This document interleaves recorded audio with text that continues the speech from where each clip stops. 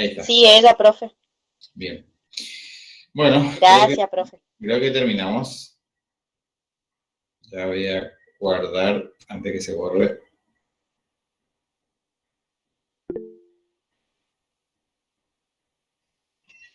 Profe, Diga. sí, le habla Caballero. Le recuerdo, profe, que me dijo usted en la clase pasada que como ya se habían ido todos, para que nos oriente el tema de cómo va a ser el trabajo final. Bueno, Y entonces le recuerdo ahora que terminó la asistencia. el trabajo final. Dijimos que íbamos a tomar tema de la unidad de historia argentina. Sí. Bueno, tenemos la organización del Estado Nacional. Ahí, aparte de lo que vamos a desarrollar en clase, ustedes pueden, digamos, trabajar las presidencias históricas, es decir, voy a dar así digamos, una periodización para que más o menos se ubiquen. El Estado argentino se organiza a partir, digamos, de 1862 con la reforma constitucional. Lo anterior, digamos, fue todo todavía una década de desaveniencia entre la Confederación Argentina y el Estado de Buenos Aires. Una vez que se unificó, digamos, se unificaron esos dos estados, comienza el proceso de organización nacional ya definitiva. Hay un periodo que se llama, podemos llamar formativa, digamos, donde se sientan las bases del Estado Nacional. En lo económico, en lo político, y en lo, digamos, en lo jurídico. Hay 3 presidencias, o sea, son un periodo de 12 años, 3 presidencias que incluye la primera de Bartolomé Mitre, seguida por el de Faustino Sarmiento y la de Nicolás Avellaneda. Esa sería lo que se denomina comúnmente presidencia histórica, es decir, como la formativa. Se sienta en la base del modelo, digamos, agrario. Todavía no es el modelo agroexportador, pero se sientan las bases, digamos, de lo que va a ser la economía argentina. Eso en lo económico. En lo social se va a promover la inmigración. En lo político, digamos, se va a ir constituyendo lo que van a ser, digamos, los orígenes de los partidos políticos. Y en lo institucional jurídico, digamos, se va a dar primero la centralización del poder y la codificación, digamos, que acompaña a la Constitución, es decir, la elaboración del Código Civil, Código Comercial, Código Penal, etcétera, etcétera. Esos son, digamos, los hechos más resaltantes de esas presidencias. ¿Sí? Ustedes pueden tomar ese periodo y o lo hacen, digamos, como periodo, por supuesto va a ser un poco más sintético eso, o lo toman por presidencia.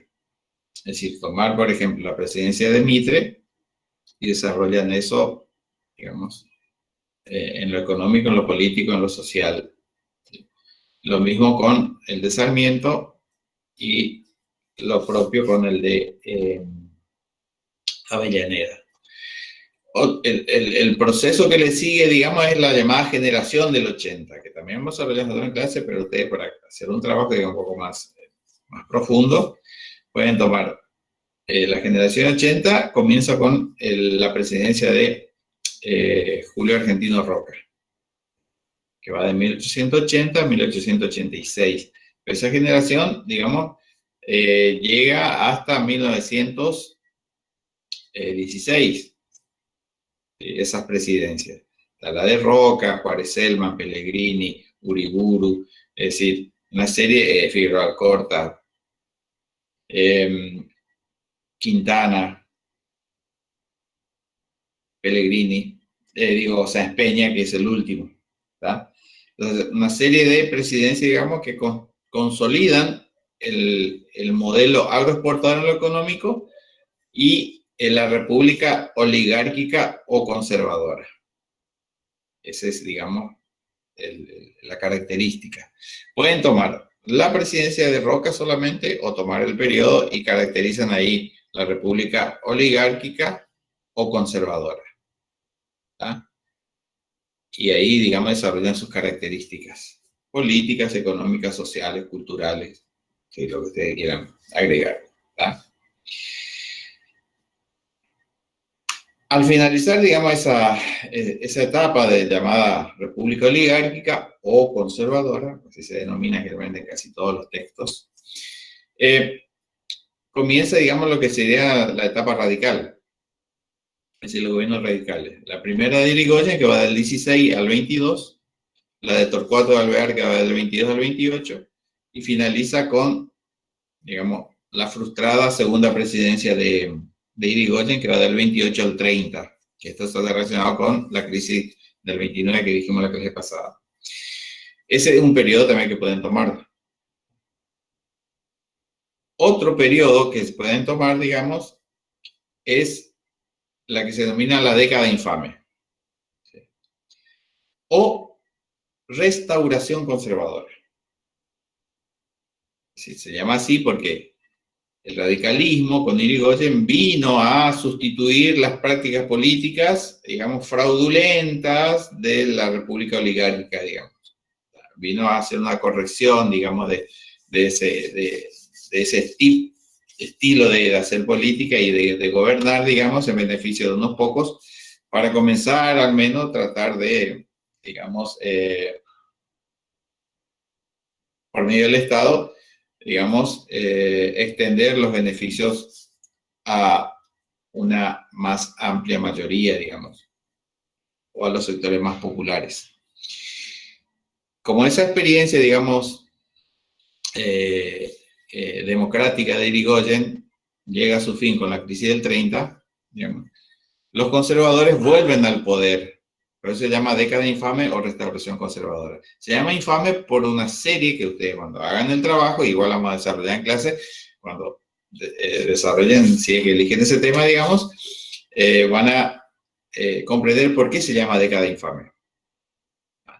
Supongo que ya más o menos la palabra infame les dice algo, ¿verdad? Profe, disculpe que le interrumpa. De los temas que usted está dando, tenemos que elegir uno. Sí, uno. Pues le estoy diciendo los periodos que ustedes elijan. O el periodo que va, que comprende la etapa, digamos, formativa del Estado, de la organización del Estado Nacional, que serían lo que se denomina generalmente presidencias históricas, que comprende de 1862 a 1880, la presidencia de Mitre, Sarmiento y Avellaneda. Así que pueden trabajar ese periodo o dentro de ese periodo elegir una de las presidencias, ¿está? Y desarrollan ahí, digamos, los aspectos económicos, políticos, culturales y, digamos, los cambios sociales. Lo mismo para el de Sarmiento, lo mismo para el de Avellaneda, si es que quieren hacerlo así. O si no, toman el periodo y caracterizan todo el periodo, sin profundizar ninguna de las presidencias, digamos. O sea, resaltando, por supuesto, lo más significativo de cada presidencia, a eso me refiero. Profe, una consulta. Sí. Fecha de entrega del trabajo. El trabajo puede ser a elección, ya sea manuscrito o computadora, y cómo se lo hacemos llegar. Bueno, espere que termine con los temas. Y igual después yo le voy a escribir los temas para que ustedes tengan visualizado, digamos, le voy a enviar así como están recibiendo, y ahí lo van a visualizar mejor. Pero más o menos, ese periodo llamado década infame va del 30 hasta el 43. Del 43 en adelante yo en el programa pongo, creo que se llama creo que le llamo, después del 30 dice la década infame, dice el peronismo. En el programa está El peronismo en 1943-1955. Ese periodo, digamos, ¿sí?, viene a terminar con la década infame, a través, digamos, de un golpe militar que tiene sus características, y ahí aparece la figura, digamos, de Juan Domingo Perón, 17 de octubre por medio, eso es lo que van a trabajar ustedes. Y comprende las dos presidencias de Perón, la del 46 al 52, y la del 52 al 55, que no termina porque es derrocado por la revolución, más llamada Revolución Libertadora, por eso lo pongo entre comillas ahí. Sí, diga. O sea que la crisis del 30 termina con la década infame o empieza. No. Porque yo estaba anotando, pero me perdí. La crisis del 30, digamos, o sea, la crisis del 29, el crack del 29, digamos, que da inicio a la crisis de 1930, la Gran Depresión del 30, del sistema capitalista, digamos, repercute en Argentina y termina con la presidencia de Irigoyen, es decir, con la segunda presidencia de Irigoyen, que había comenzado en 1928. En el 30, como consecuencia de la crisis económica, esta crisis desestabiliza a su gobierno, y los conservadores que habían sido desplazados por el radicalismo en 1916 vuelven al poder, digamos, por medio del golpe militar primero y luego por elecciones fraudulentas. Y como para los historiadores, digamos, que trabajaron en ese periodo y, digamos, lo analizaron, por todas los hechos políticos, sociales y económicos que los conservadores llevaron adelante en esa década, ¿sí?, se denomina ese periodo década infame. ¿Tá? Ustedes pueden estar de acuerdo o no, de acuerdo, cuando lo lean y lo analicen van a decir si están de acuerdo o no con el nombre que tiene, digamos, pero así se llama, o se le conoce, digamos, en la historia como década infame. ¿Tá? Eso va del 30 y abarca toda la década del 30, digamos, que es también la década denominada la Gran Depresión del sistema capitalista. Es a nivel mundial. Eso va a alterar las condiciones de intercambio a nivel mundial, digamos. Acuérdense que Argentina está inserto en el mercado mundial, que funciona, digamos, bajo digamos, el sistema de División Internacional del Trabajo, y por lo tanto, digamos, tiene esa relación, digamos, directa con los países centrales, en este caso con Gran Bretaña, y cumpliendo el rol de proveedor de materias primas. Profe, disculpe, ¿usted dijo que terminó con Irigoyen en 1998? No. ¿No? Repito. A la generación del 80, digamos, que comienza con Roca, termina con Roque Sáenz Peña, con la famosa ley Sáenz Peña. Con la ley Sáenz Peña, digamos, comienza la etapa radical, que cambian las condiciones, digamos, de la participación política, se terminan el sistema de fraude que permitía que una minoría siempre gane las elecciones, que era el régimen conservador, con la ampliación de la participación popular en el sufragio, siempre hablando digamos, de los hombres.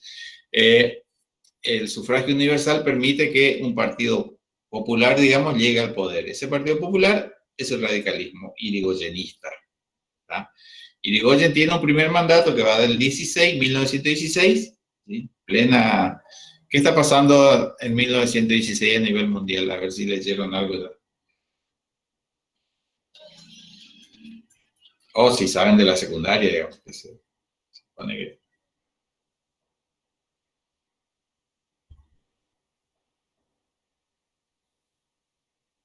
En 1916 estamos atravesando, digamos, la mitad, si se quiere, de la Primera Guerra Mundial. Es decir, a nivel mundial está pasando eso. Y su primera presidencia va del 16 a 1922. Tengan en cuenta que antes de la reforma del 94, los presidentes de Argentina duraban 6 años en el cargo, sin posibilidad de reelegirse, al menos que pase un periodo similar. Por lo tanto, Irigoyen, como todos los presidentes antecesores a él, no podían ser reelectos, digamos, y posterior a él tampoco. Digamos, entonces, cuando termina su mandato en el 22, le sucede otro radical, digamos, que es Torcuato Alvear, que gobierna desde el 22 al 28. ¿Sí? Digamos, él gobierna en una etapa donde el capitalismo se estaba recuperando, digamos, como consecuencia de la salida de la Primera Guerra Mundial, etcétera, etcétera. Eso, la clase pasada lo vimos en el caso de Estados Unidos. Y en el 28 vuelve, digamos, Irigoyen al gobierno, pero no termina su mandato porque la crisis del 30, o sea, del 29, que comienza el 29, digamos, desestabiliza su gobierno. Ahí termina esa primera etapa llamada la etapa radical, generalmente. ¿Ah? Como la caída de Irigoyen se produce por medio de un golpe militar, digamos, los conservadores vuelven al poder, ¿sí?, después de la caída de los militares. Utilizan mecanismos, digamos, fraudulentos para ganar las elecciones. Proscriben al radicalismo, prohíben al radicalismo irigoyenista, no lo dejan participar. ¿Ya? Entonces los conservadores vuelven al poder. Y una vez en el poder, todas las políticas que llevan adelante son justamente para recuperar sus privilegios y mantener sus ganancias en perjuicio de la mayoría. Y o sea, muchas de las acciones que llevan adelante, digamos, fueron tan escandalosas que para los historiadores que analizaron ese periodo, les indujo a ponerle el nombre de década infame. ¿Ah? Bien, esa década infame va a durar hasta 1943, cuando un golpe militar termina con esas prácticas, digamos, y acceden al poder los militares y aparece la figura del coronel Perón. De ahí en más, hay otra historia, digamos, política que tiene que ver con el surgimiento del peronismo, acercamiento, o sea, todavía no hay peronismo, pero, digamos, que el coronel Perón comienza un acercamiento con el sector obrero y comienza a organizar lo que va a ser su futura participación política al regreso de la democracia, digamos. El periodo peronista entonces va a ir desde el 43 al 55, que son los dos periodos de gobierno de Perón, una completa que va del 46 al 52 y la otra del 52 al 55 que no se cumple, digamos, toda porque es derrocado por los militares. Ese es otro periodo que pueden tomar así. Solamente, digamos, el peronismo del 43 al 55. Después ya viene otro periodo que es la de proscripción peronista. Así como le había pasado a Irigoyen en el 30, a Perón y al peronismo le pasa lo mismo en el 55. Prohíben el peronismo, ¿sí? Entonces las elecciones que se llevan adelante después vuelven a ganar los radicales, pero en este caso ya no son radicales irigoyenistas, sino otros radicales. Pero el peronismo está prohibido. Durante 18 años se prohibió el peronismo, digamos, y esa Argentina, yo le pongo acá el periodo que va de proscripción, espera que me acerque bien, proscripción, modernización capitalista y crisis. El periodo va del 55 al 66. Ahí hay un ensayo desarrollista que también se ve frustrado, digamos, por la fuerza que siempre tienen el sector agropecuario en Argentina. Siempre las frustraciones de nuestro desarrollo económico tiene digamos, un responsable, que es la que impide el crecimiento industrial argentino, y es el sector agropecuario. Otra vez, a la experiencia desarrollista de los años fines de los 50 y principios de los 60, la sociedad rural y los militares le ponen un freno y se produce la revolución, digamos, un golpe militar, y al finalizar ese golpe, digamos, se procede a unas elecciones otra vez, con el peronismo todavía prohibido. Triunfa el radicalismo, digamos, pero no irigoyenista, y accede al gobierno alguien que por ahí habrán escuchado porque su nombre es conocido, hay calle con su nombre, es don Arturo Illia, hay barrio con su nombre. Nadie sabe por qué seguramente, pero fue presidente de la nación.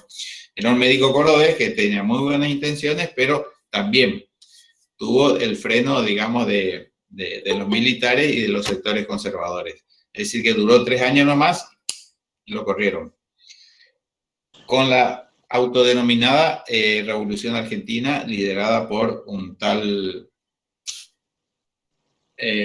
Agustín Lanusse, general, digamos, que toma el gobierno, instaura una dictadura autocrática, ¿sí? Clerical, preconciliar, muy, digamos, conservador y muy represor. Y se produce la primera gran fuga de cerebro de la Argentina. Es decir, todos los profesores universitarios, científicos, que, digamos, le caía mal al régimen, tuvieron que exiliarse porque si no eran víctimas de prisiones o incluso de asesinatos. Es decir, todos los mejores cerebros de esa época tuvieron que irse. Se produjo la noche de los bastones largos, es decir, cuando los militares y la Policía Federal entran a las universidades y, digamos, arrestan y reprimen a los profesores y estudiantes, fundamentalmente a los de, digamos, no sé si vale el término, pero de orientación de las ciencias sociales. Es decir, lo de filosofía, lo de historia, lo de literatura, toda aquellas cátedras que hacía pensar a los jóvenes, esos fueron perseguidos. En ese contexto de violencia, digamos, ideológica, y con el partido mayoritario prohibido, surgen en esos años también los movimientos insurgentes o revolucionarios, que son, digamos, las llamadas guerrillas.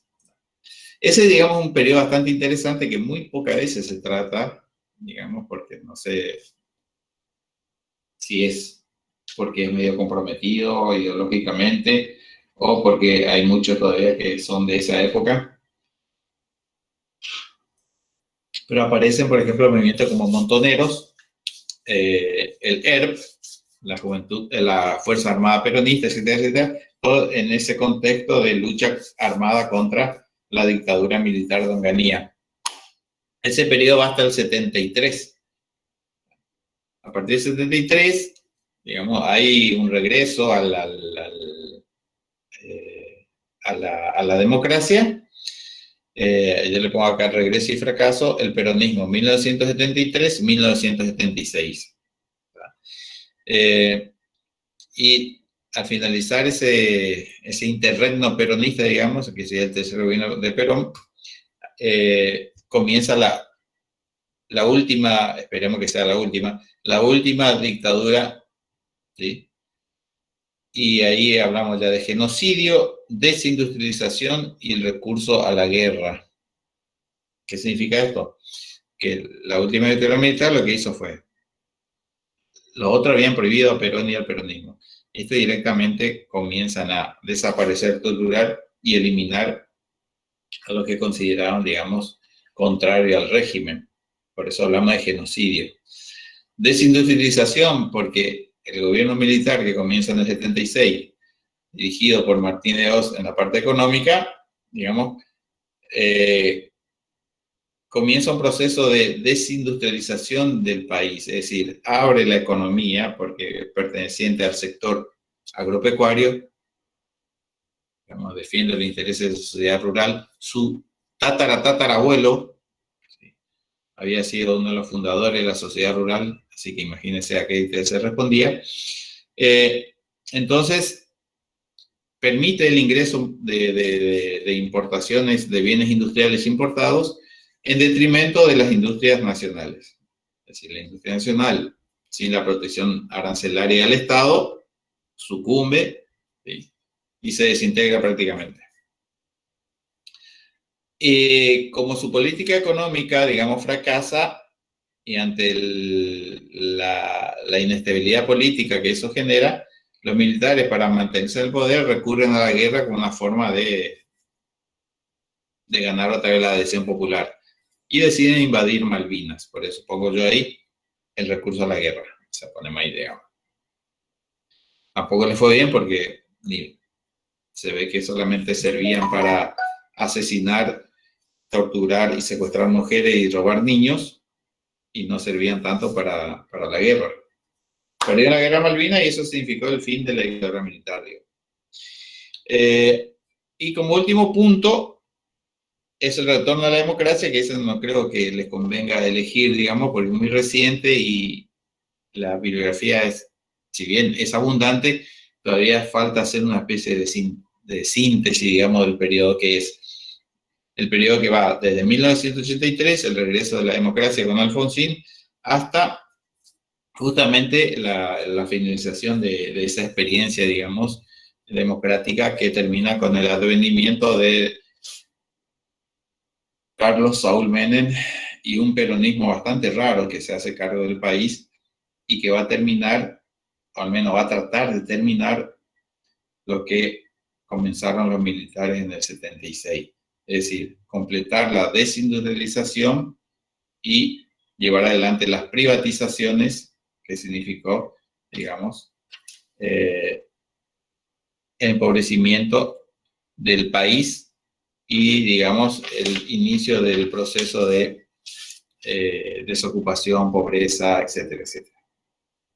Eso sería todo, digamos, los temas que podrían abordar. En cuanto a la pregunta de cuándo tienen que entregar, eso se va a entregar como al finalizar el cuatrimestre, digamos. No sé qué fecha tienen ustedes de que termina nuestro cuatrimestre. El 30 de noviembre. Bueno, entonces el 30 de Así noviembre, dijeron en el grupo, no estaba nada seguro todavía. por eso, como no hay nada seguro, le llevaron preso, parece. Supongamos que para el 30 tendríamos que tener el trabajo terminado. Habíamos dicho que el trabajo podía ser grupal o individual, como quieran. Que el grupal significa grupal y no multitudinario. Como no tenemos, no sé cómo va a continuar este periodo que va de ahora hasta fin de año, porque en las escuelas, por ejemplo, del circuito 5, ya se volvió a la semipresencialidad, etcétera, etcétera. Yo no estoy en conocimiento, pero he escuchado que por una resolución también han vuelto los institutos a las clases presenciales, digo, institutos superiores. Acá en Capital no sé, hasta ahora a mí el coordinador ni la regente me han comunicado nada, así que no sabría con certeza decirle si eso es cierto o no es cierto. Pero lo que sí, que en una página del ministerio había salido una resolución de vuelta a las aulas en los institutos superiores. Lo que no sé es si solamente en el interior o también Capital. Si fuese así, bueno, tendríamos la posibilidad de que los trabajos se entreguen personalmente, digamos. Y si no, si seguimos en este proceso de aislamiento preventivo, digamos, lo que tendríamos que hacer es que ustedes, cuando terminen su trabajo, lleven al instituto, dejan ahí y yo de ahí los retiro. Sería así. Sí, profe, así hacemos con la profesora de matemáticas. Sí, Le dejamos a la señora María, creo que era de la fotocopiadora. También, sí, habría que avisar a María y, bueno, en todo caso, dejar ahí. Porque ella que más tiempo está, digamos, no sé. Y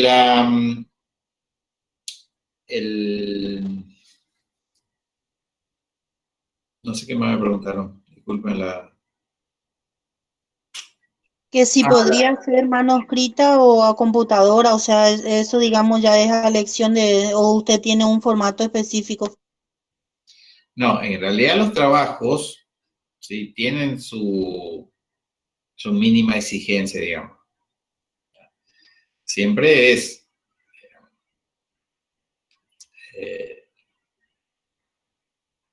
realizado antes era máquina de escribir, ahora es computadora. Es decir, ahí... Claro, casi siempre, profe, es por ahí A4, A4, Arial, Arial. 1,5 o doble si quieren, depende, si van a escribir mucho les conviene el interlineado intermedio y no el doble, pero si van a escribir poco, con el doble van a zafar, digamos. Siempre está, digamos, el A4, el estilo de letra, digamos, ¿cómo se llama? El New Times Roman.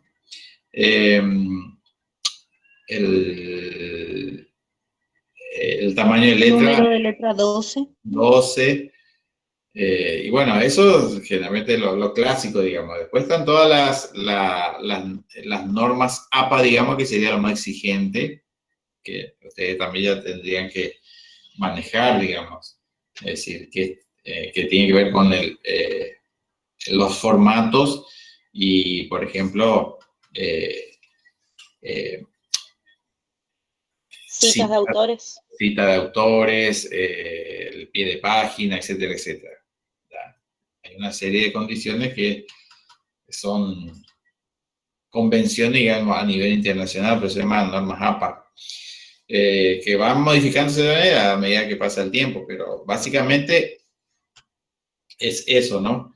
El estilo de letra, el tamaño de letra, el interlineado, el tamaño de hoja, que generalmente es 4. Sí. Pero, por ejemplo, si está mal el trabajo y lo tenemos que corregir, o sea, tenemos que tener un tiempo, o no nos da la oportunidad de hacerlo de nuevo. Bueno, primero, vamos a aclarar algo. Ustedes lo que van a hacer es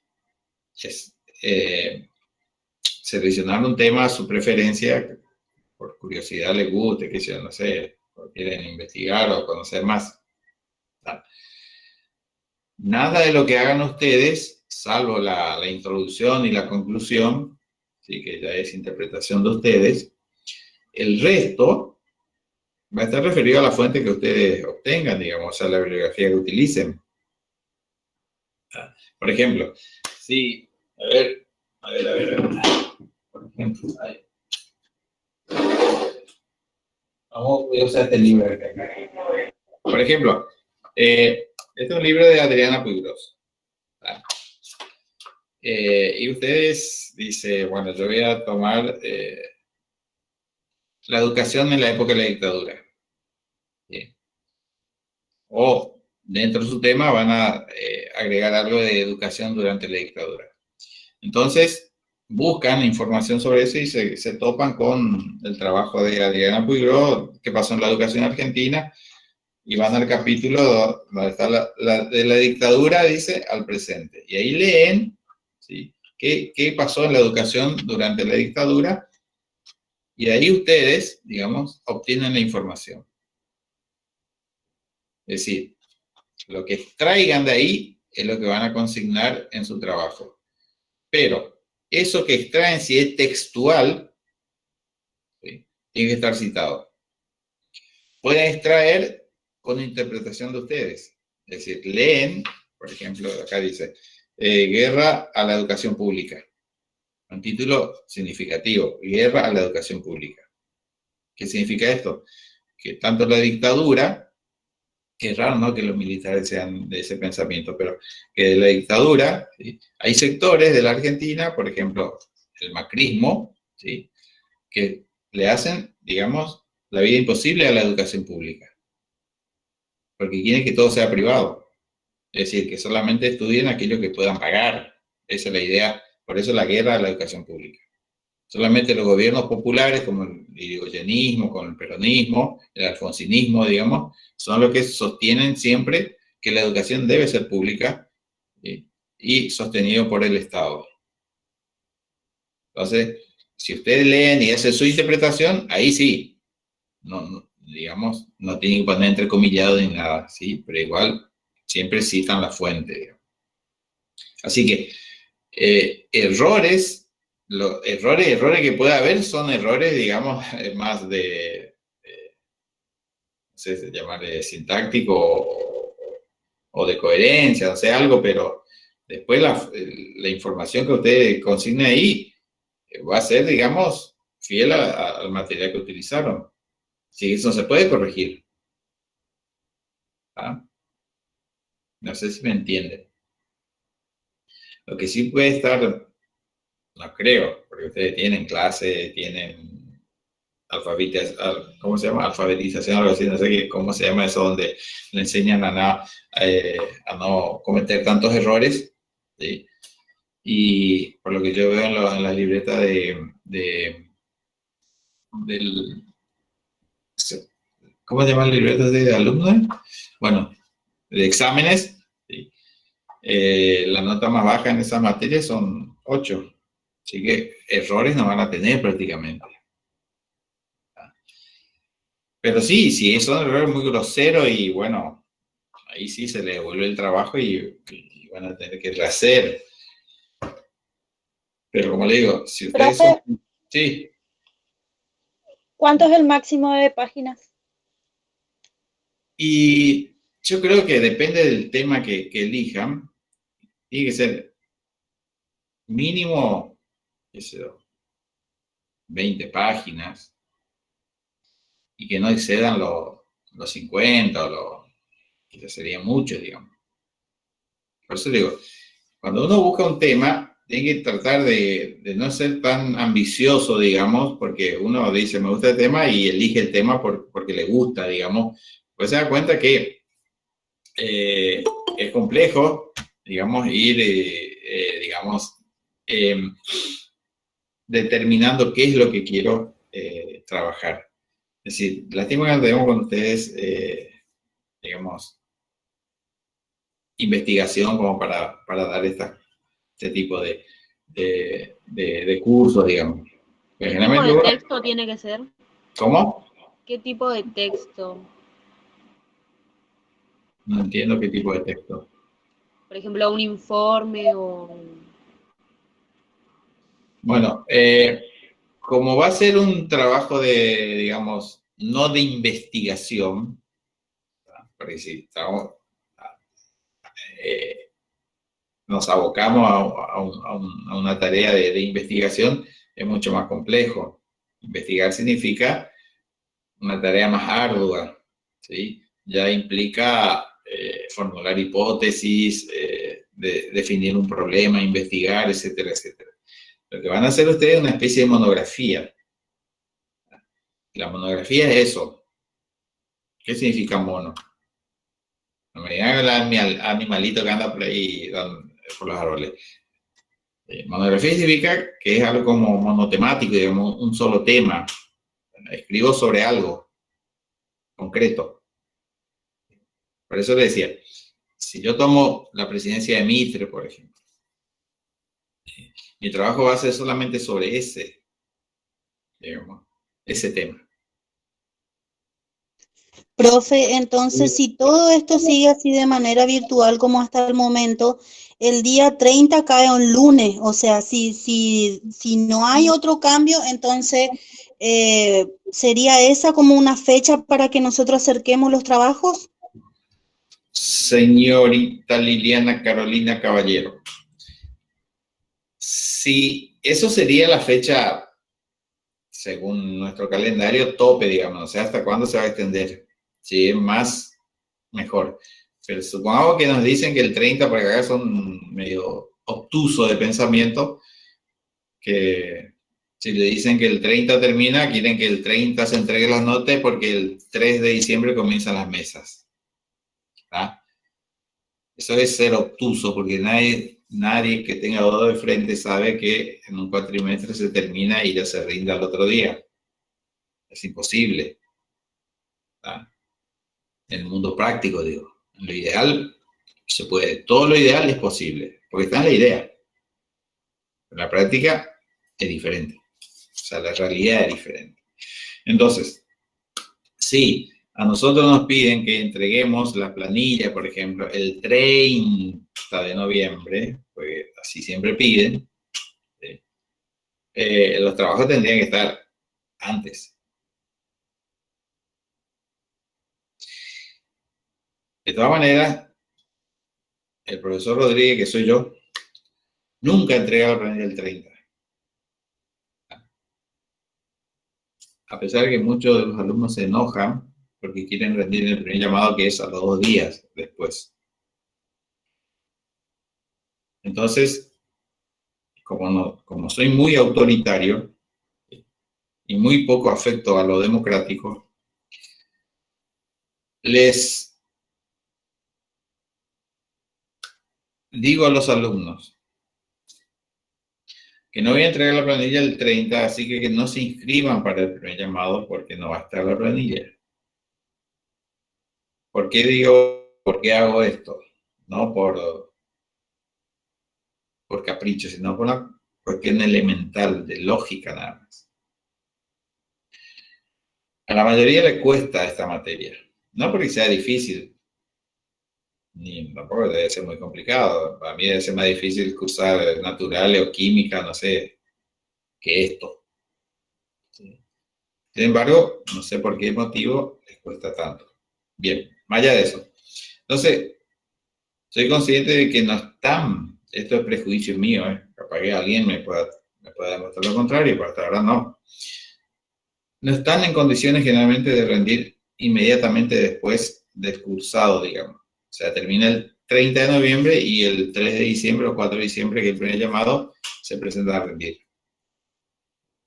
Lo pueden hacer legalmente, o sea, normativamente le corresponde si quieren hacerlo. Lo que pasa es que no va a estar la planilla de regularidad. Van a inscribirse y le va a decirle al preceptor, no, el profesor no entregó la planilla. Bueno, entonces para que no pase ese tipo de desaveniencia, porque después se quejan, que no sé cómo hacen, pero no sé. Para evitar esas situaciones enojosas, ya les voy diciendo que no van a tener, digamos, posibilidad de rendir el primer llamado. Eso me da tiempo, no solamente a mí, sino a ustedes también, que si para el 30 no pueden terminar, o el 30 o antes se le devuelve para que corrijan, tienen tiempo de corregir. Entonces, llegamos a una especie de acuerdo con los alumnos generalmente. ¿Sí? Todos se comprometen a no inscribirse para el primer llamado. ¿Ah? Entonces, tienen más tiempo, no solamente de entregar el trabajo, sino también de estudiar. En la cursada normal, digamos, generalmente ese tiempo que yo les pedía era para los recuperatorios, porque teníamos parciales. Como no tomamos parciales, vamos a hacer ese trabajo nada más. Quiero también que quede acordado entre nosotros que es ese trabajo la condición, digamos, indispensable para la regularidad. ¿Sí? Y por lo tanto, para que ustedes también le pongan un poco de entusiasmo a lo que hagan y que de paso les sirva también para elementos de, bueno, utilizar para las cuestiones que les mencioné, el dossier como guía, digamos, y después ustedes buscan en otra bibliografía más elementos, digamos, que sea más esclarecedor o más... Siempre consignando la fuente, digamos. Profe, Sí. yo había visto en el programa Monte Casero, el festín de la alta banca y la alta banca invade el Paraguay. ¿Ese puede ser uno de los temas para hacer la monografía también? Porque no nombró ese.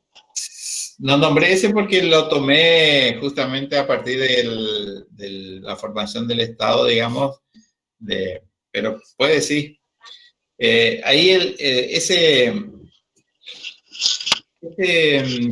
discúlpeme, estoy medio lerdo hoy. Ese material, digamos, que yo uso, que es de Ortega Peña y Eduardo Duhalde, no Duhalde el que fue presidente, sino otro, tiene que ver con una visión bastante, digamos, interesante de ese periodo de la historia argentina. Montecasero es, digamos, la derrota de Rosas en 1852. O sea, el material comienza antes, digamos, con la época rivadaviana, etcétera, pero yo lo tomo a partir de 1850 en adelante. Y de ahí en más comienza toda digamos, la historia política del Río de la Plata, digamos, dirigido por la política británica. Es decir, todo lo que le pasó a la Argentina, digamos, en su formación como Estado, tiene que ver con los intereses británicos y no con los intereses argentinos. Por eso, ahí dice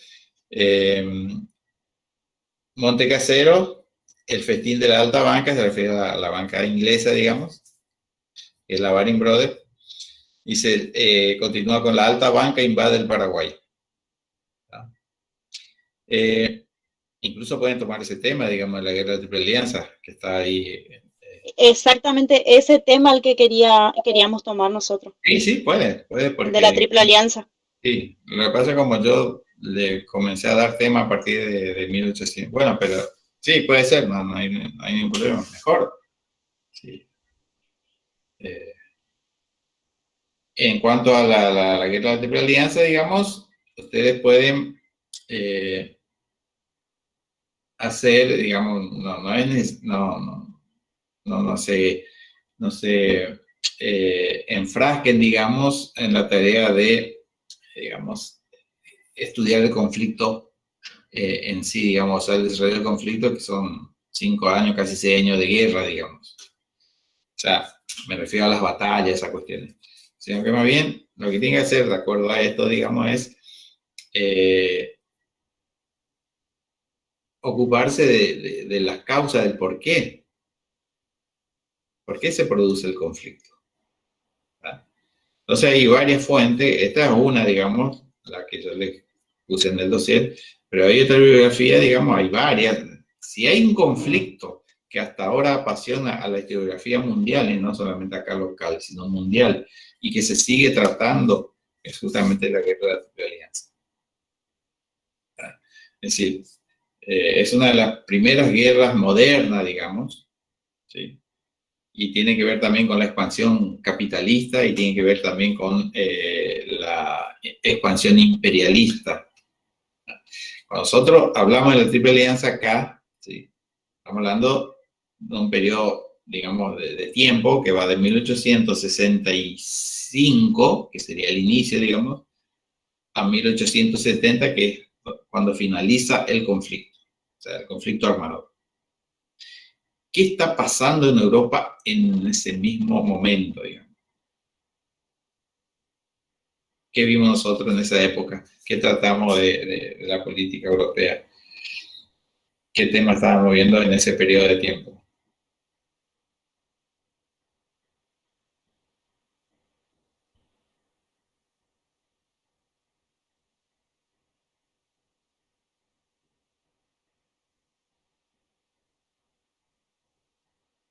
¿Qué vimos, digamos, a fin del siglo XIX? ¿Qué tratamos a fin del siglo XIX?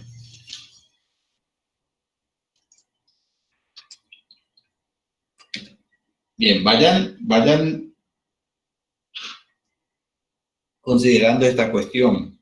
No estoy encontrando mi apunte, profe. Por eso, pero vayan considerando esta situación. Que en los exámenes finales mis preguntas son así,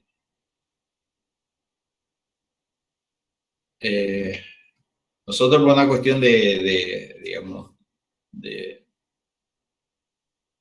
la cursada, digamos, damos primero contemporánea, digamos así, del siglo XIX y XX en una unidad, que es la unidad 2. Pero lo mismo que estamos tratando en el siglo XIX, digamos, en el mismo momento que estamos tratando esas cuestiones de la política europea fundamentalmente, también está aconteciendo, digamos, eventos políticos, sociales y económicos en el Río de la Plata. Así que cuando nosotros estamos hablando, ¿sí?, por ejemplo, de la revolución industrial y la etapa del algodón, habíamos desarrollado que va del inicio, digamos, de la revolución industrial, que fin del siglo XVIII, 1780 en adelante, hasta 1820 de la etapa del algodón, 1820-1830. En ese mismo momento también, digamos, en el Río de la Plata están aconteciendo, digamos, hechos políticos, económicos, sociales, que tienen, digamos, también sus orígenes, sus causas en lo que está pasando en las metrópolis. ¿Ah? Es decir, las invasiones inglesas, ¿sí?, ¿por qué se producen? No es porque sí, tiene que ver con esos fenómenos que están pasando en lo político, en el continente europeo y en lo económico. Profe, Diga. ¿puede ser que haya pasado crisis y competencia en la etapa de la conformación del mercado mundial capitalista?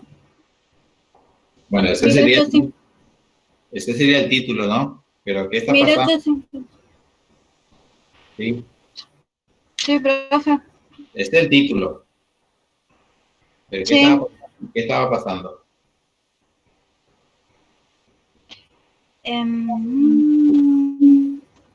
La revolución industrial, la difusión de la revolución industrial. Sí, ya sería la segunda etapa. Lo que le quiero decir es que en ese periodo, digamos, que acá se produce la Triple Alianza, ¿sí?, en Europa se estaba desarrollando, digamos, se estaba saliendo o tratando de salir de la Gran Depresión. ¿Ah? Es decir, Claro. y a nivel, digamos, de las potencias centrales, estaban en pleno proceso de expansión imperialista. Entonces, ¿por qué los ingleses, porque los ingleses no es que vienen los ingleses cualquiera, son los intereses ingleses, ¿verdad? ¿Por qué, digamos, se abocan a la tarea de inmiscuirse en la política del Río de la Plata? Porque el título ya le dice, la alta banca invade el Paraguay. O sea, no es ni siquiera Argentina, Brasil, Uruguay, que son los de la Triple Alianza, los que invaden al Paraguay. Argentina, Brasil y Uruguay lo único que hacen es mandar a los hombres a morir. Pero ¿quiénes son los que financian y los que se benefician con ese conflicto? Los ingleses, profe. Los ingleses. Entonces, Ingleses. tiene que ver con el imperialismo. O sea, la forma, si bien en el África, en el sudeste asiático y en otras regiones, digamos, del Pacífico, fueron y ocuparon directamente a los pueblos, digamos, llamados primitivos. En el caso del Río de la Plata, no había pueblos primitivos, eran estados, ya, digamos, estados en formación. Por lo tanto, no podían enviar, digamos, ejército a ocupar como hicieron en 1806 o 1807. Directamente se valieron de sus cómplices locales para lograr sus propósitos. Entonces, para poder dominar, digamos, la región del Río de la Plata, tenían que, digamos, eliminar al mal ejemplo de la región. Fíjense que acá el título de la unidad 3 es, el subtítulo, digamos, la primera, es de la emancipación a la dominación imperialista. Nosotros colocamos la emancipación 1810, que es la Revolución de Mayo. De ahí comenzaría, digamos, la intención de liberarnos, digo liberarnos, y en el proceso, digamos, de emancipación se va produciendo, digamos, las confrontaciones políticas y económicas que van a ir determinando qué tipo de estados se van a constituir en el Río de la Plata. Y quiénes se van a beneficiar y quiénes se van a perjudicar. Qué tipo de economía se va a desarrollar y qué tipo de economía se va a frenar, digamos. Profe, disculpe, Sí, ya diga. que como dijo que el 30 no era posible, entonces me quedé pensando, porque no escuché, ¿qué fecha entonces sería la entrega de los trabajos? Bueno, yo no digo que el 30 no sea posible, ¿eh? ¿Cómo? Sí, yo no dije que el 30 no sea posible. El 30, supongo que el 30 va a ser nuestra fecha límite. Hasta ahora es, digamos, no sé cuándo termina el cuatrimestre. Realmente el 30 de diciembre. O sea que ya podemos empezar con la monografía y cuando terminamos lo llevamos y lo entregamos, lo dejamos en la escuela. Por ejemplo, supongamos que, señorita Elena Rosso, usted comienza a trabajar en estos días y en el curso de la próxima y la próxima semana, digamos, termina su trabajo. Entonces, cuando nos conectamos, usted me dice o me manda por correo el aviso de que usted ya dejó su trabajo, entonces yo voy a buscar. Ah, bueno, profe, gracias. Pero lo que digo es que con fecha límite estamos, digamos, apretados por el tema del calendario escolar. Así el 30, bueno, el 30 todo tendría que tener terminado, digamos. Y de ahí en más, bien, podría yo, digamos, con los trabajos a la vista y con los integrantes allí consignados, hacer mi planilla de regularidad. Eso es más bien para un efecto más burocrático, digamos. Profe, Diga. hola, le consulto. ¿Y a quién le dejamos los trabajos cuando llevemos?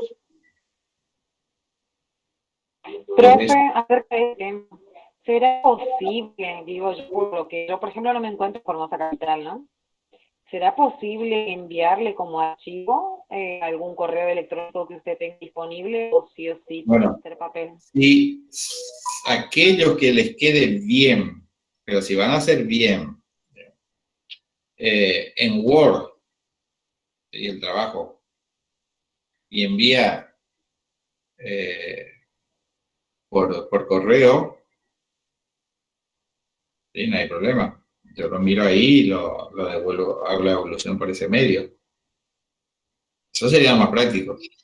Pero como no le puedo, digamos, exigir a todos esos, el que puede y tiene, digamos, para hacer eso, lo hace así. ¿Verdad? El que no tiene los medios para hacerlo de esa manera, lo hace de manera física, digamos, imprime y lo lleva al instituto. Y el que no lo hace, digamos, y envía como archivo y ahí lo miramos. Lo que sí, que en ese trabajo, digamos, que va a tener su carátula, toda su compaginación, digamos, el archivo, también tiene que ir consignados los datos personales de ese grupo y cosa que yo ya vaya también completando la planilla de presentación, digamos. Profe, ¿y si hacemos en grupo? ¿Hasta cuántos son los integrantes? Bueno, generalmente como no va a ser supongo, ¿no? Grupo de discusión, no va a haber problema de desempate, digamos.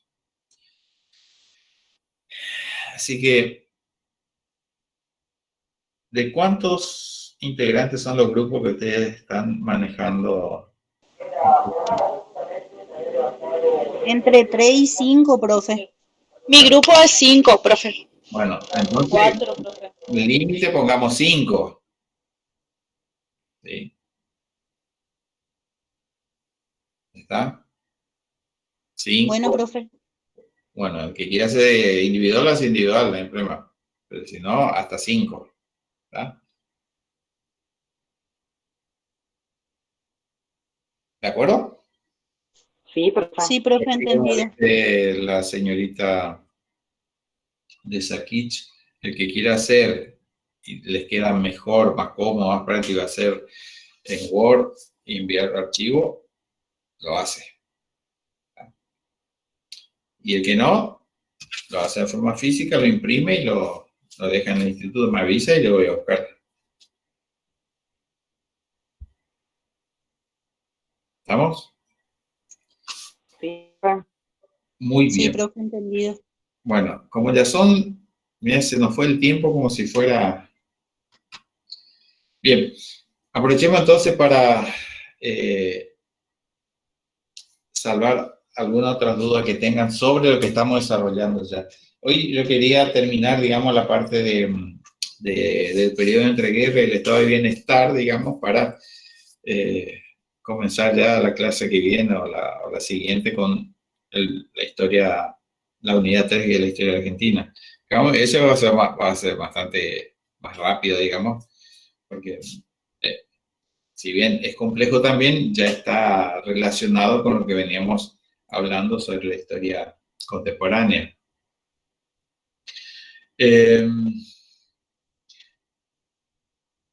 La clase pasada vimos hasta las explicaciones que se dieron sobre, o las visiones que se dieron sobre del porqué de la crisis del 29, ¿no?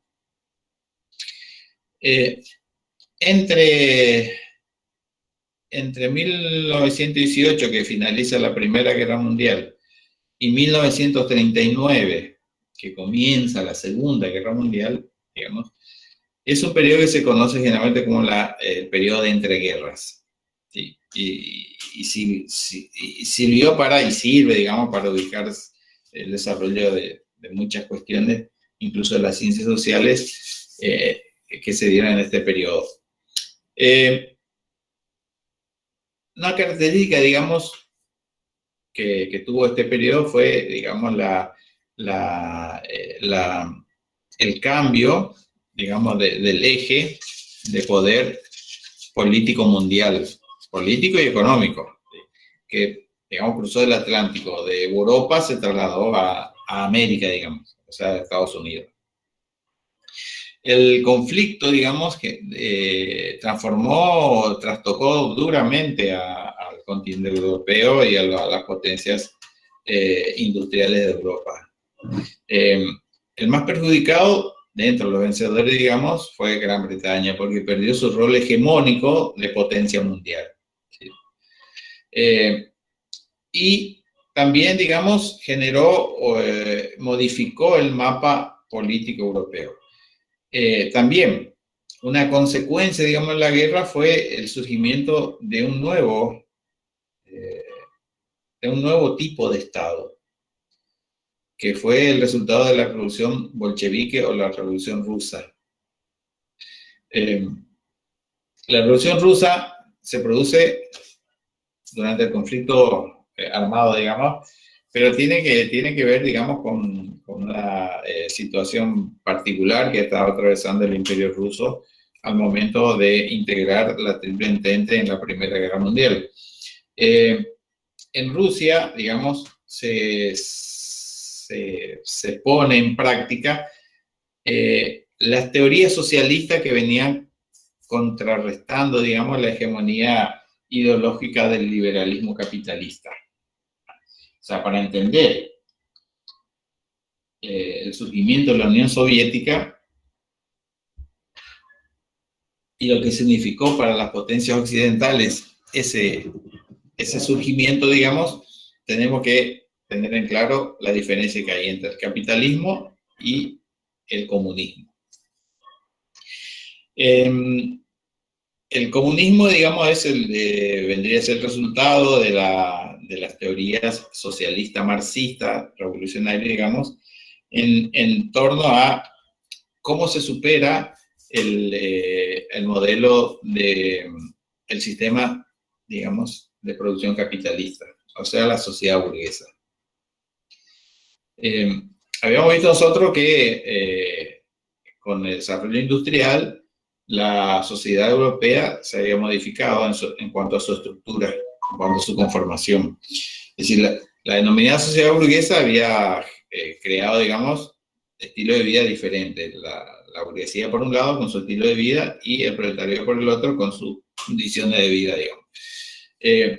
Por lo tanto, la burguesía había adoptado desde hace mucho tiempo la ideología liberal como su digamos, como su sistema de pensamiento, y donde se desarrollaban sus actividades económicas, sociales y culturales.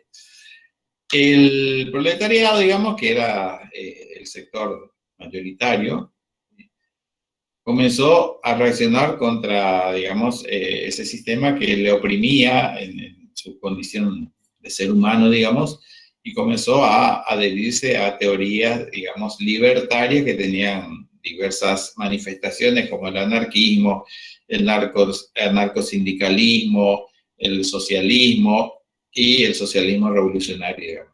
Dentro de todas las vertientes, digamos, la que más impactó ideológicamente fue el marxismo. El marxismo se llama así, es socialismo revolucionario, pero se llama marxismo porque, digamos, se toma como base teórica los trabajos, digamos, de Karl Marx y de Friedrich Engels, que, digamos, teorizaron sobre la superación de la sociedad burguesa hacia un mundo, digamos, comunista.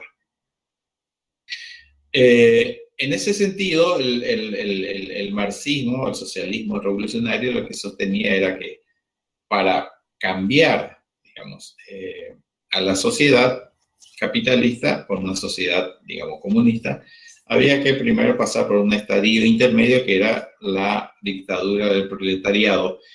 Ese era digamos, un periodo en el cual los trabajadores, ¿sí?, no por las elecciones, que son el mecanismo de la burguesía para mantenerse en el poder, sino por medio digamos, de la acción revolucionaria, tenían que tomar el poder político del Estado.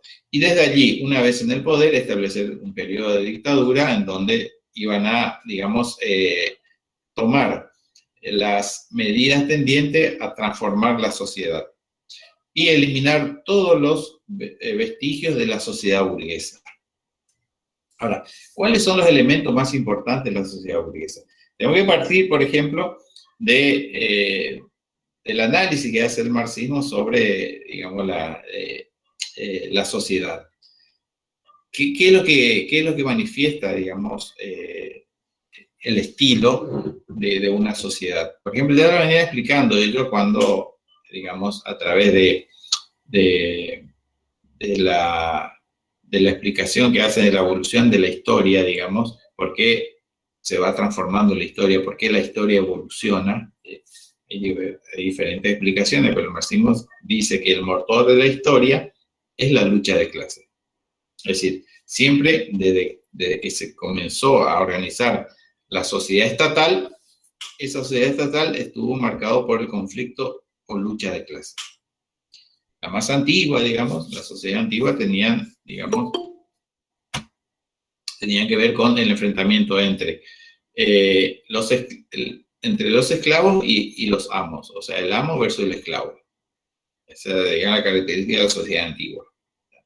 Esas sociedades fueron superadas por la sociedad feudal, digamos, donde el conflicto se daba entre los dueños de la tierra, que era la fuente de riqueza, es decir, los señores feudales, versus los siervos o los campesinos, que no eran dueños de la tierra, eran los que trabajaban y eran explotados por los señores feudales.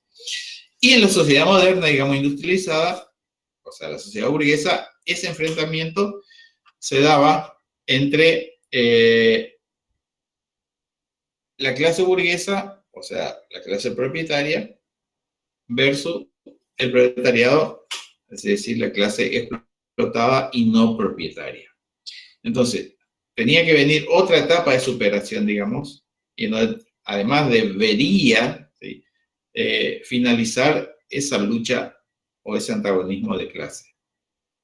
Para que eso sucediera, habría que buscar los elementos, digamos, que explicaban esa diferenciación. Toda sociedad, dice el marxismo, o sea, la expresión marxista, es el resultado de la base material y la superestructura ideológica. ¿Qué es la base material? La base material es el fundamento, la base, digamos, o sea, la estructura económica. Esa es la base material. Es decir, ¿qué es lo que produce y cómo produce y para quién produce una sociedad, digamos, es lo que determina quiénes son los que tienen el poder, digamos. Esa sería la superestructura ideológica. Y allí están integrados en la superestructura ideológica los actores sociales y las instituciones. En la sociedad burguesa, la hegemonía la ejerce, digamos, el sector propietario, que en esa estructura ideológica, digamos, o superestructura ideológica, diseña instituciones que le permiten ejercer la dominación de su clase por encima de la otra clase, que es la proletaria. ¿Cuáles son esas instituciones? Que tienen que ver ya, digamos, el mundo ideológico. La escuela, por ejemplo, o sea, la educación, la iglesia, las Fuerzas Armadas, el Estado en sí.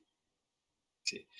Lo que le permite a la minoría dominante, digamos, ejercer su supremacía por sobre la mayoría explotada, es justamente los recursos que posee a su disposición. ¿Y cuáles son esos recursos? Los recursos del Estado que él mismo creó.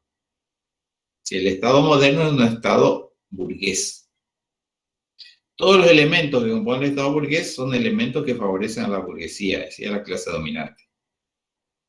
Por lo tanto, el ejército, la fuerza de seguridad, las fuerzas armadas, el sistema educativo, todo, digamos, está diseñado para mantener el orden que le favorece al sector dominante.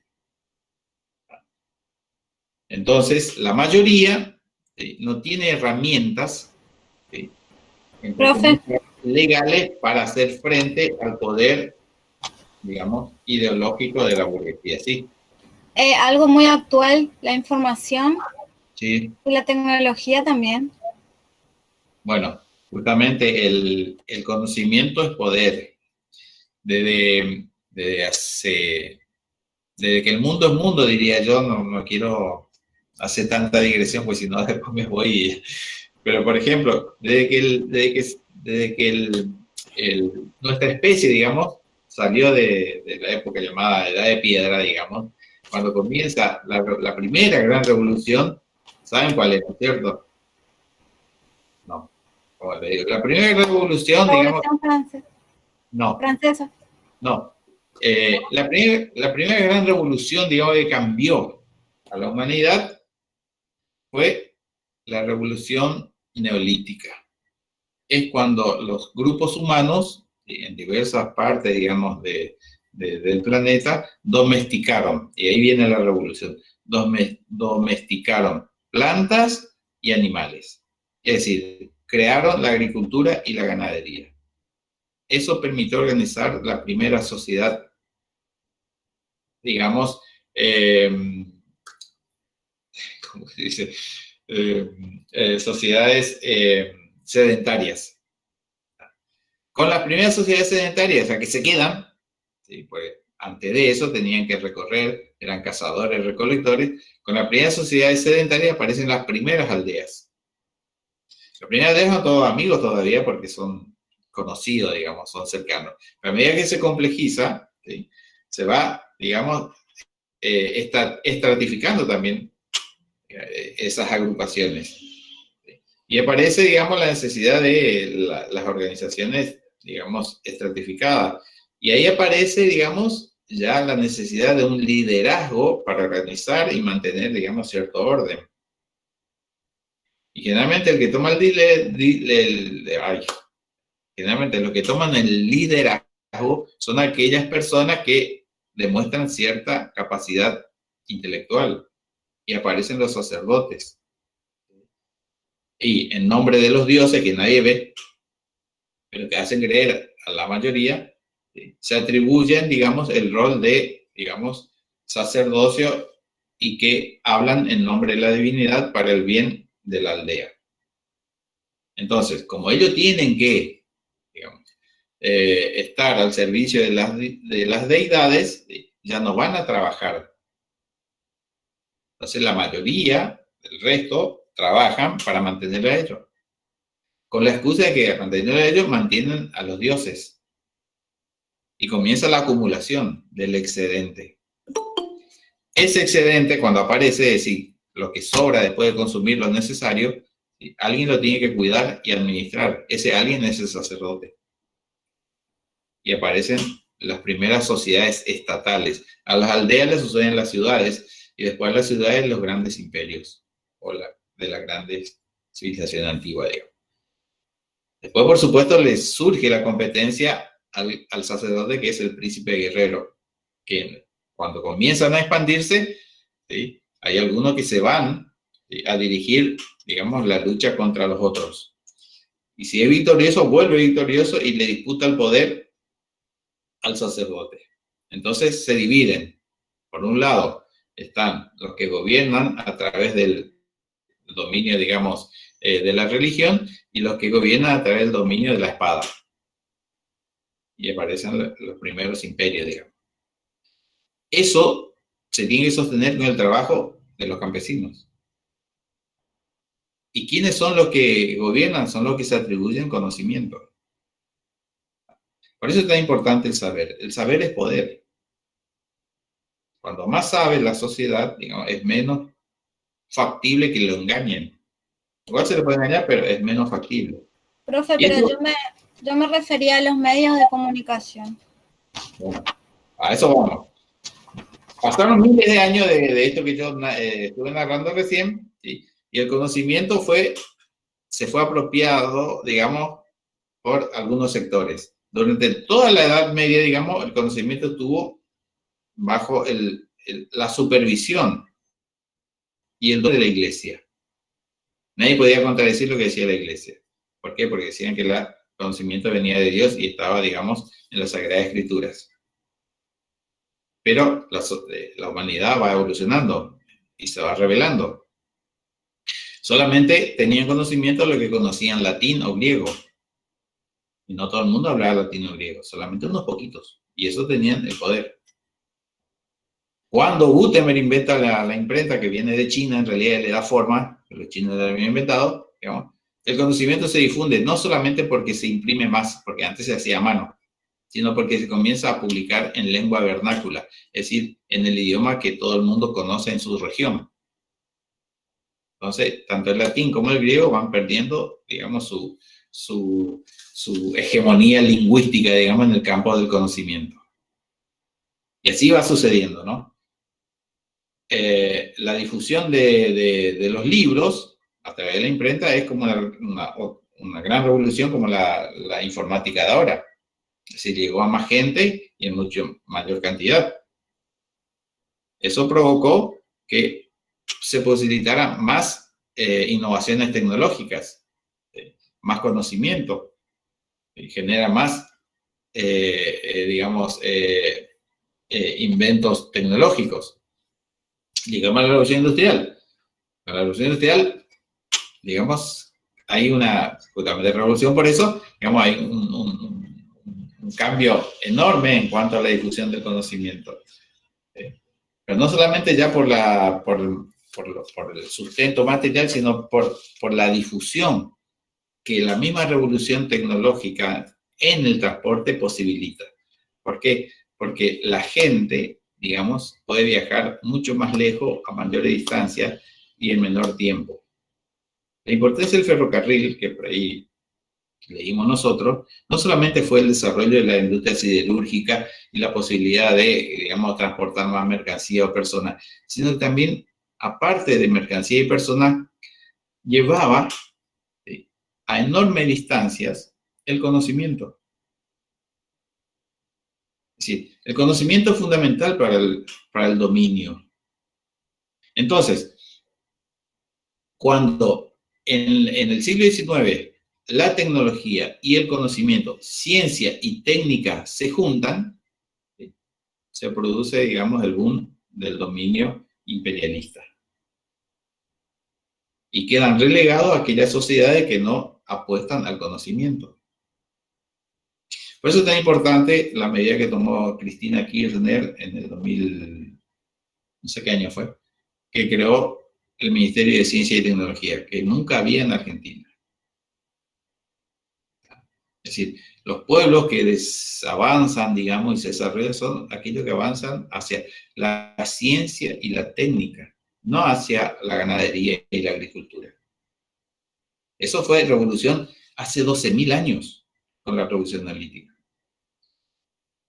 La revolución ahora es tecnológica, conocimiento. Incluso el conocimiento pasó a depender, digamos, es tan importante que en la sociedad posmoderna que estamos viviendo, el conocimiento pasó a ser una mercancía más. Es un producto que se compra. Las grandes empresas multinacionales compran conocimiento, pagan por el conocimiento y lo usan en su beneficio propio. Si muchos de los científicos, la mayoría, casi muy poco científico es millonario. ¿Por qué? Porque son mano de obra. Así como en la primera revolución industrial era el operario, el trabajador revolucionario de la industria, digamos, ahora el obrero es el científico. Alguien que produce conocimiento, pero es cooptado por las grandes empresas multinacionales que le pagan un sueldo, por supuesto que no es el sueldo que gana el profesor, digamos, pero no es el millonario. Pasa a ser también un obrero. Un obrero, por supuesto que lo ve hipercalificado, pero no es el millonario, no es el dueño de la empresa. Todos estos que están trabajando para crear la vacuna contra el COVID-19 son enormes científicos, pero ninguno es dueño del laboratorio. Sin embargo, lo que se van a beneficiar cuando encuentren, digamos, van a ser Bill Gates, uno de los que financia, digamos, estas investigaciones, y los grandes laboratorios a nivel mundial. Ellos van a descubrir los científicos, a ellos se les paga un sueldo, pero lo que van a llevar los millones y millones de dólares que va a significar distribuir las vacunas durante varios años, van a ser los laboratorios. Así que el conocimiento pasó a ser una mercancía más, que se compra y se vende. Bien, no sé cómo salir con esto, pero ustedes me comprenden. Estaba en la revolución... En la vía no capitalista. En la vía no capitalista. Así se llama, digamos, a la experiencia soviética. Es complejo, digamos, la revolución rusa es algo, pero, mire, si ustedes tienen tiempo... Muy largo. No, no es muy largo. Profe, tiene como ese plan quinquenal, no sé qué. Bueno, esperen un ratito, ya vengo. No es que sea largo. Ya son las 9. ¿A dónde se fue?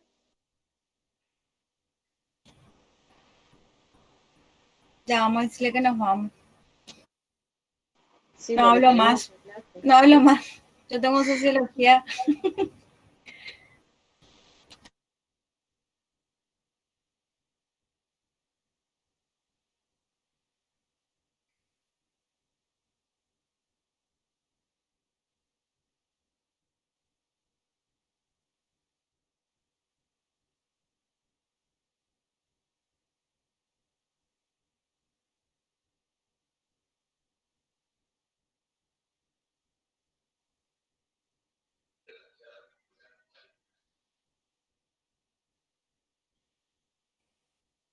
Disculpen la desprolijidad, pero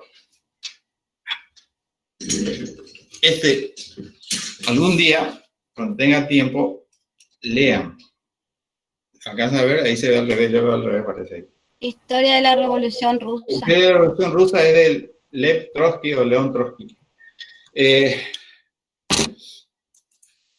Hay algo que utiliza, digamos, el sistema capitalista burgués, que es justamente utilizar al otro para mantenerse, digamos, en el poder. Es decir, el miedo es un factor fundamental para ejercer el dominio. Fíjense que hay tantos tarados, disculpen la expresión, hay tantos lelos en nuestra sociedad que el gobierno actual, digamos, anunció que se va a recibir las vacunas rusas. Y de varios medios, digamos, de la oposición salieron a criticar esa medida, que sospechan de la vacuna rusa, etcétera, etcétera. Muchos de nosotros, no es mi caso, pero muchos de nosotros tienen prejuicios sobre Rusia, digamos. Es decir, siempre se vio a Rusia como algo diferente, raro, perverso, autoritario. Es decir, muchos de los adelantos científicos que se produjeron en el siglo XIX y antes también, y ni que hablar del XX, provienen de la tradición científica rusa, tanto zarista como comunista. Es decir, Rusia ya era una sociedad, digamos, bastante avanzada en lo científico, y en el mundo de la literatura, ni qué hablar. Cuando en Estados Unidos todavía estaban matando indios, los vaqueros, y no tenían ni siquiera un escritor famoso. Sin embargo, como el imperio norteamericano a partir del siglo XX, después de las dos guerras, digamos, comenzó a dominar todo lo que es el mundo occidental, impuso su visión, digamos, del mundo y de la historia, y a través del cine, la televisión, etcétera, etcétera, llenó la cabeza de todos los occidentales de quiénes son los buenos y quiénes son los malos. Entonces, todo el mundo piensa de esa manera, de manera binaria, digamos, que hay buenos y malos. ¿Tiene que ver con la revolución rusa? Perdón, la Guerra Fría. Bueno, la Guerra Fría, digamos, la Guerra Fría es digamos, es un periodo de coexistencia. En realidad, el término es coexistencia pacífica.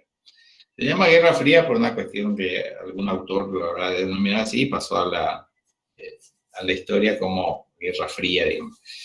Es el enfrentamiento entre el sistema capitalista como modelo, el sistema capitalista, y la alternativa, digamos, comunista. Entonces, todos los estados capitalistas, ya después de la Segunda Guerra Mundial, dominados por la política norteamericana, digamos, se encolumnaron, ¿sí? Y comenzaron a desacreditar los logros del comunismo, digamos.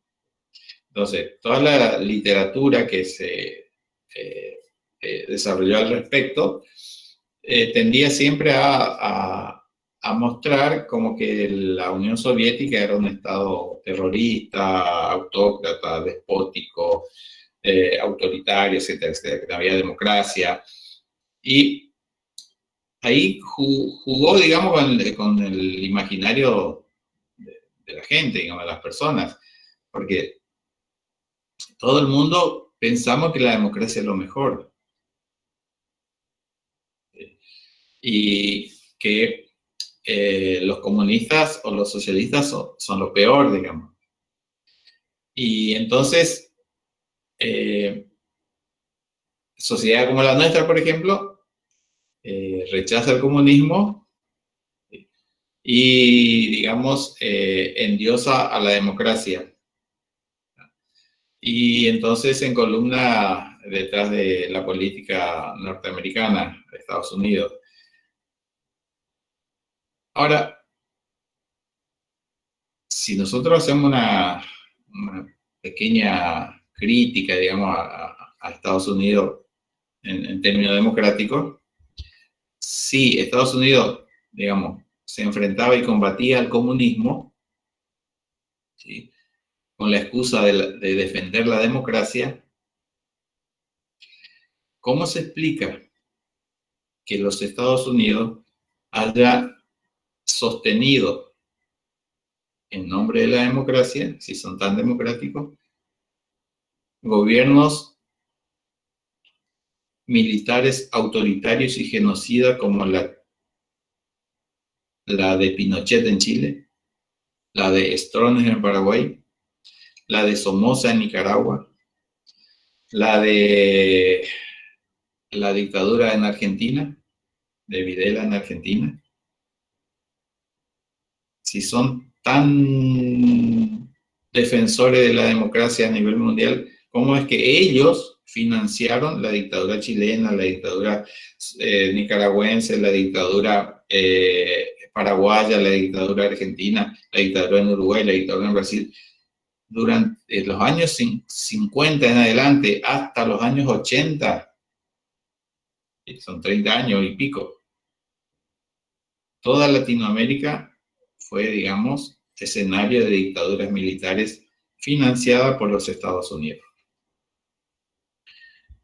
¿Cómo es que no defienden la democracia, digamos, en esas situaciones?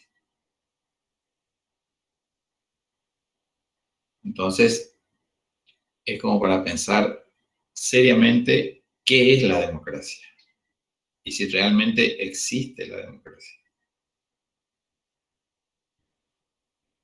Es un poco más complicado, ¿no?, de responder esa pregunta, pero es para pensar, una pregunta retórica. Y entonces, lo que acontece es que después de la Segunda Guerra Mundial, pues está la Segunda Guerra Mundial, durante la Segunda Guerra Mundial, la Unión Soviética, comunista, y Estados Unidos, capitalista, eran aliados contra un enemigo capitalista que era Alemania.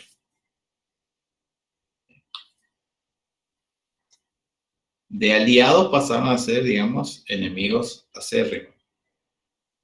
¿Por qué? Por el dominio mundial. Y ahí empieza lo que usted dijo recién hoy de la Guerra Fría. Que en realidad fue coexistencia pacífica. Porque nunca se enfrentaban entre ellos. Pero sí se enfrentaban a otras naciones en nombre de ellos. Parece la Guerra de Corea, la Guerra de Vietnam, por ejemplo. La guerra de los 6 días de los árabes contra los judíos, ese montón de conflictos que tuvo como trasfondo los intereses capitalistas por un lado y su reacción comunista por el otro, digamos. Bien, lo que aconteció con Rusia, por ejemplo, fue que en la Primera Guerra Mundial, digamos, como consecuencia de los desastres que sobrevino sobre el campesinado y el proletariado en Rusia, que fue enviado, fueron reclutados, movilizados 15 millones de rusos para la guerra. Mal armados, mal preparados, enviados al frente, donde sufrieron todo tipo de penurias, etc. Y entonces, en ese contexto, digamos, prendió la idea, digamos, de la revolución proletaria. Es decir, la de que los trabajadores, obreros, soldados y campesinos tomen el poder. Y llevaron adelante la revolución, liderado por León Trotsky, por un lado, Vladimir Lenin, y un tercero que aparece después, que es Joseph Stalin. Pero se da una sociedad donde supuestamente no debería haberse dado la revolución, digamos, proletaria.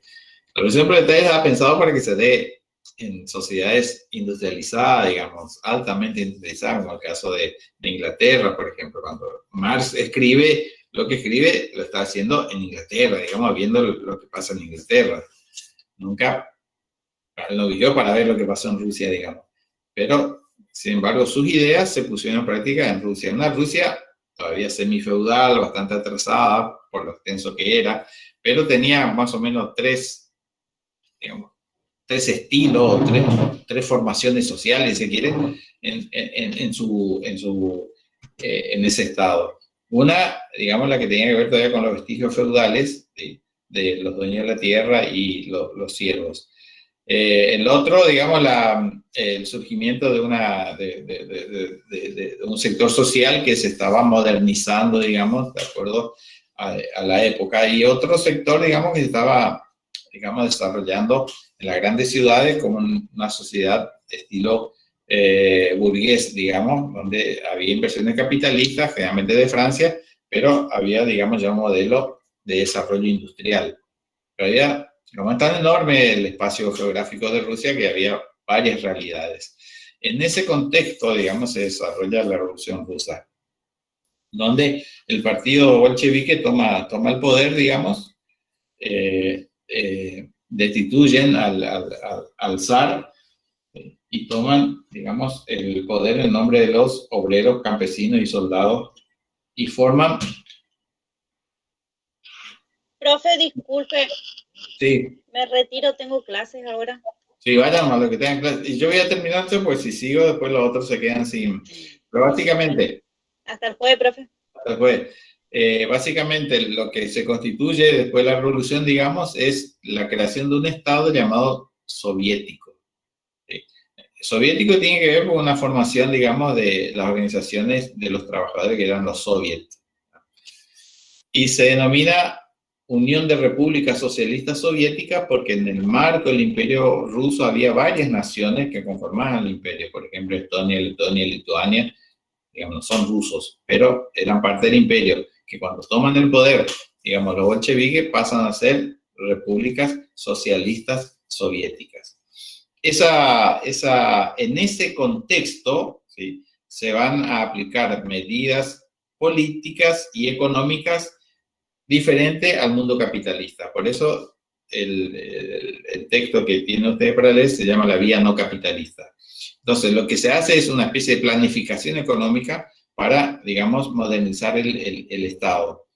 Y para, a través, digamos, de la provisión de los recursos que provee la agricultura, digamos, invertirlo eso en la reactivación industrial.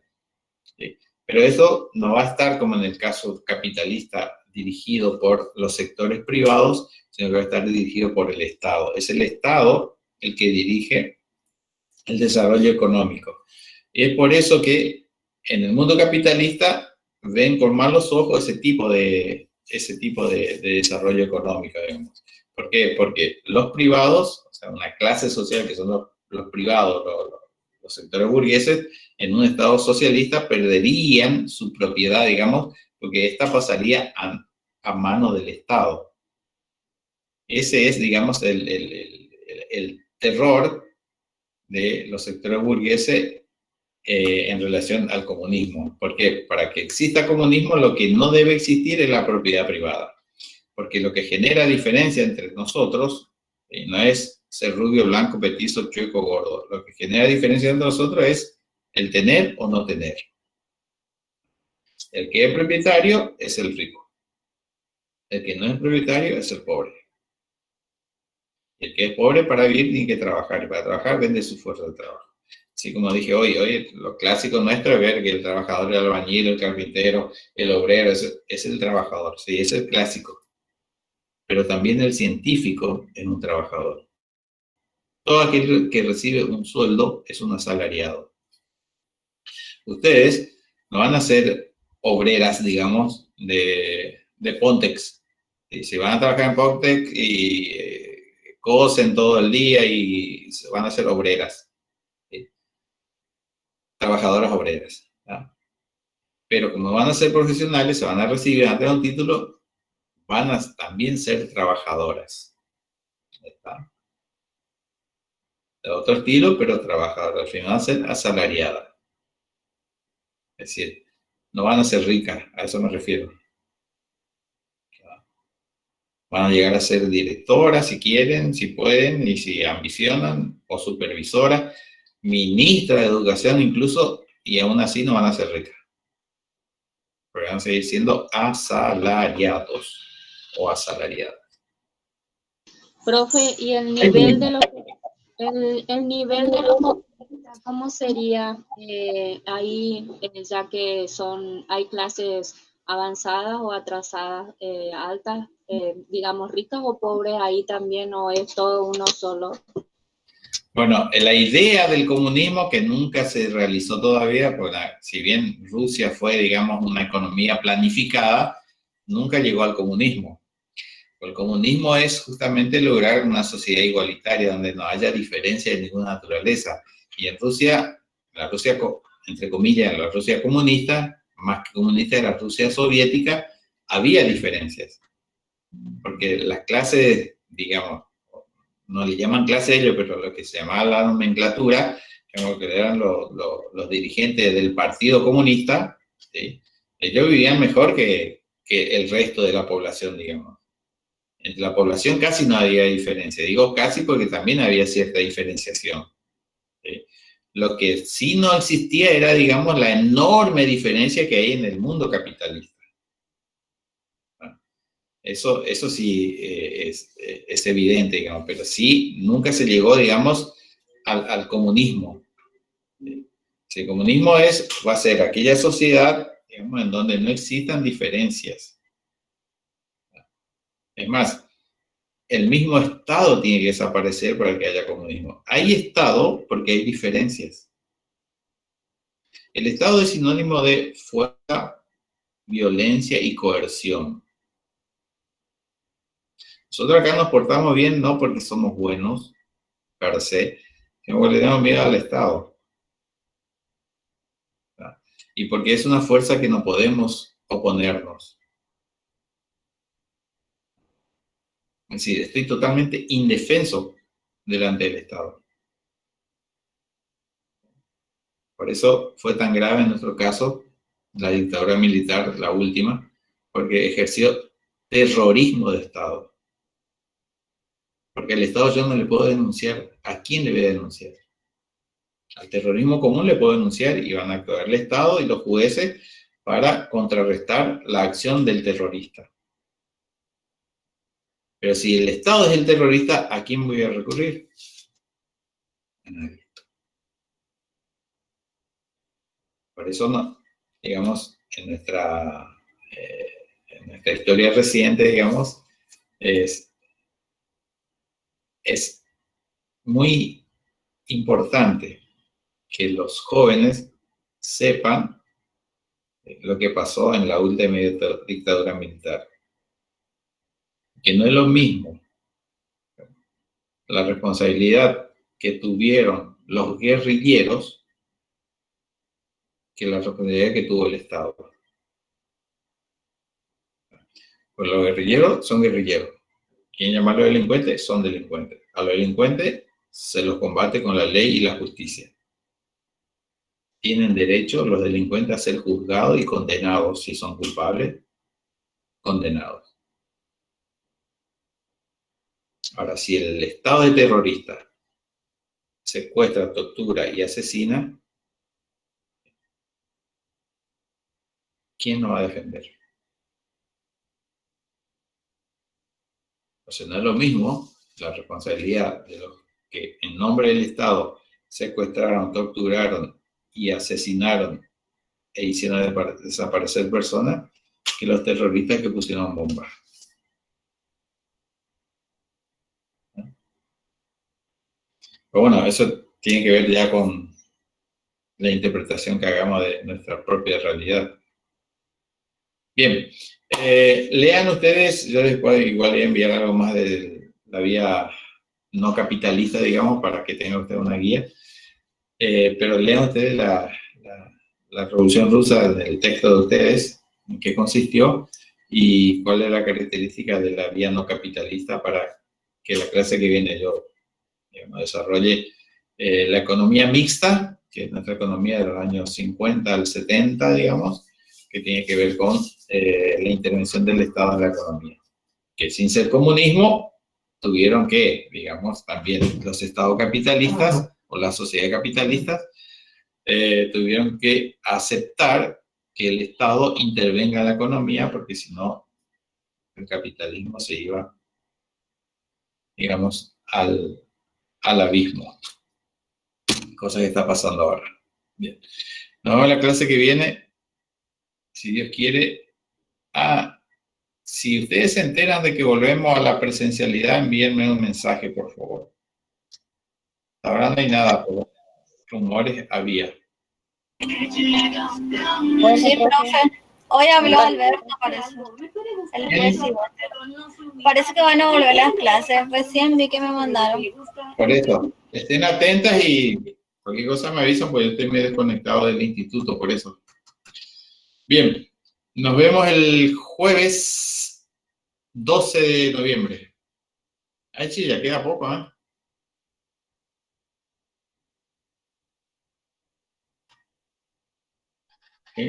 Tengan ustedes buenas noches.